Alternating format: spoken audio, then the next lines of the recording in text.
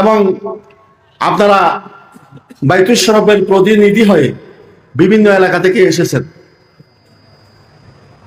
কোন বাইতুল শরফের প্রতিষ্ঠান নিয়ে আপনারা ফিতনা ফাসাদ ঝগড়া করবেন না। সবসময় কেন্দ্রের সাথে যোগাযোগ রাখবেন,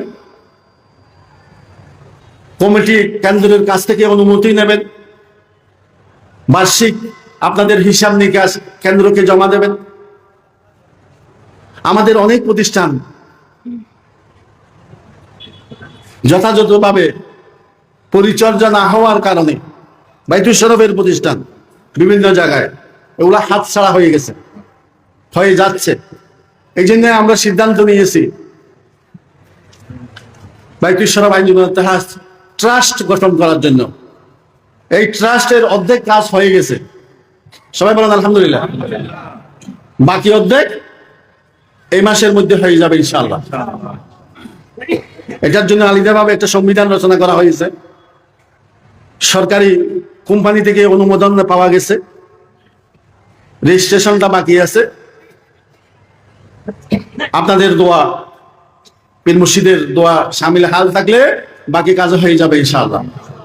তো এই ট্রাস্ট করলে কি হয়, অর্থাৎ বাইতুল শরফ নামে অথবা বাইতুল শরফের পীর মুর্শিদের নামে যেই প্রতিষ্ঠানগুলো আছে এবং ভবিষ্যতে হবে, ওই সমস্ত প্রতিষ্ঠানগুলো ওই ট্রাস্টের মাধ্যমে পরিচালিত হবে।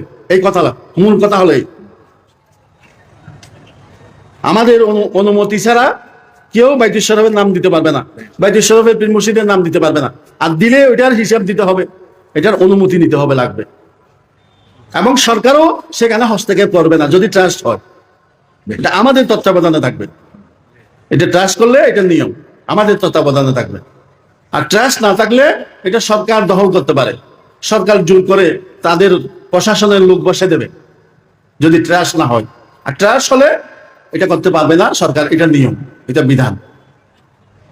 যারা এখানে উপস্থিত নাই আপনাদের এলাকার লোক, তাদের কাছেও এই খবর পৌঁছে দেবেন ইনশাআল্লাহ।